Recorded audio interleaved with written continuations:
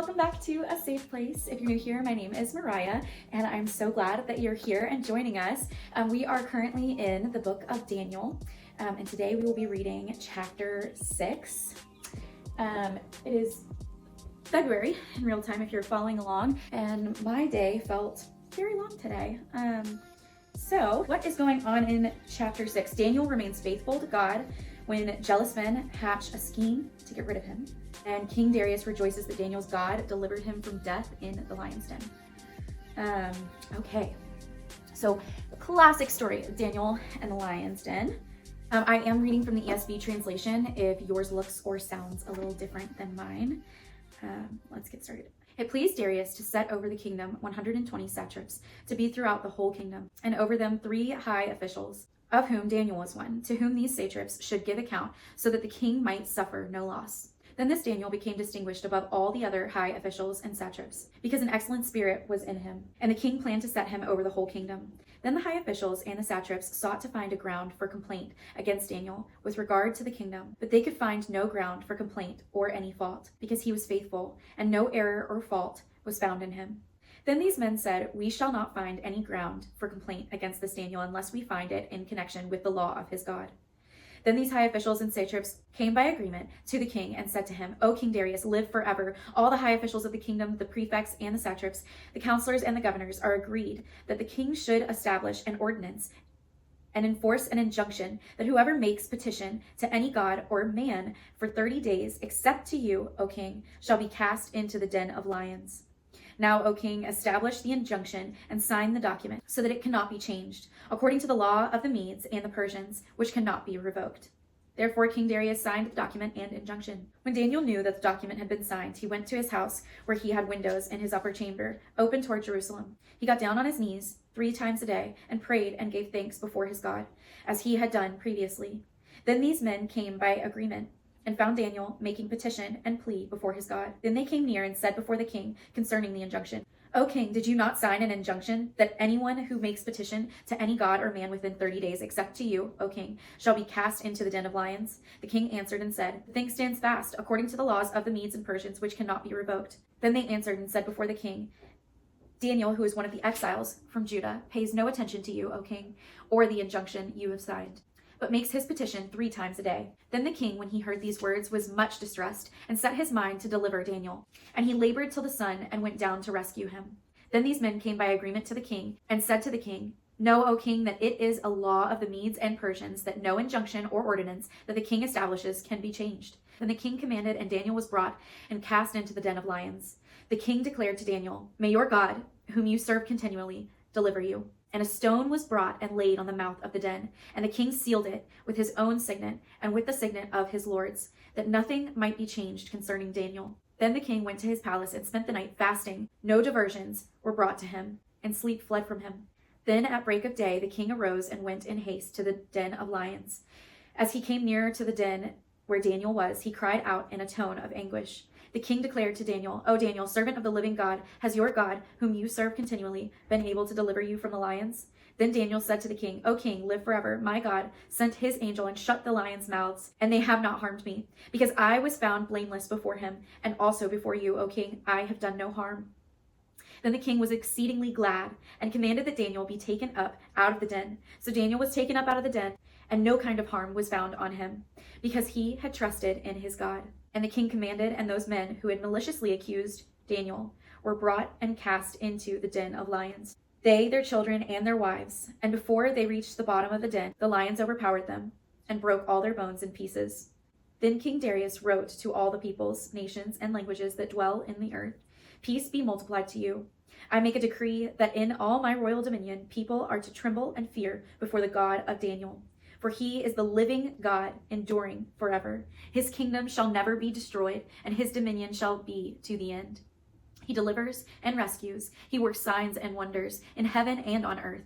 He who has saved Daniel from the power of the lions." So this Daniel prospered during the reign of Darius and the reign of Cyrus the Persian.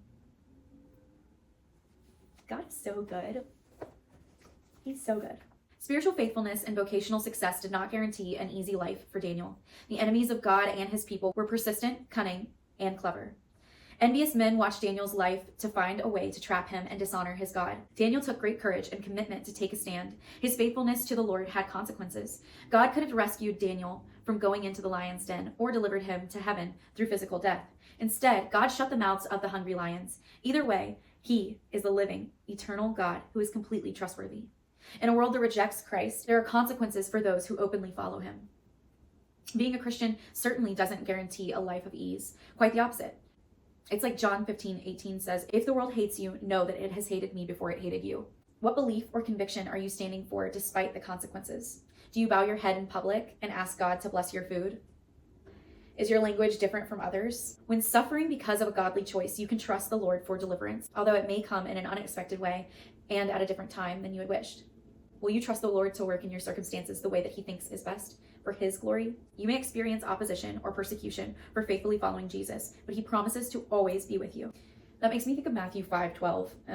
That's like, rejoice and be glad, for your reward in heaven is great. For so they persecuted the prophets before you, or something along those lines. I think there's also a verse in Colossians. Hold on, I'm just gonna look it up.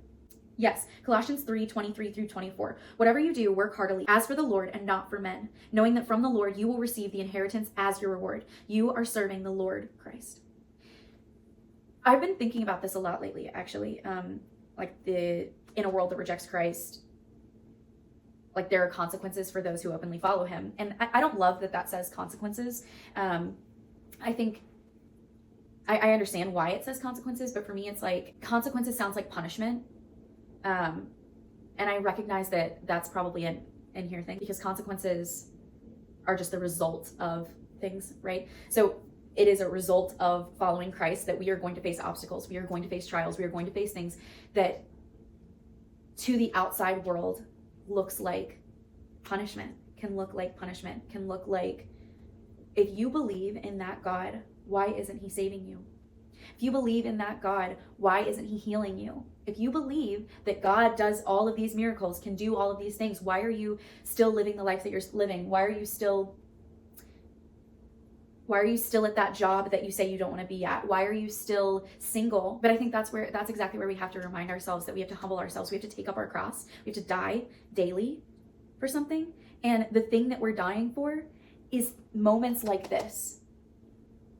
Daniel went through that and was like, okay, put me in the den with the lions. I will die for having pled my soul in front of my God, because you, human, are no God. You are not my savior. You are not my redeemer. I answer to no one but him, and know that he was going to heaven no matter what happened to him. And then to come out of that with God having done that. And I think that's the hope that we get to have. It's the either way. Either way. If this kills me, I'm going to heaven. If this kills me, it's to serve his greater purpose. It is to serve his greater glory. And I know that because I am walking in his will. I know that because I am standing surrendered to him regardless of all the feelings I'm feeling. Like, how cool. I'm sure that Daniel was fearful.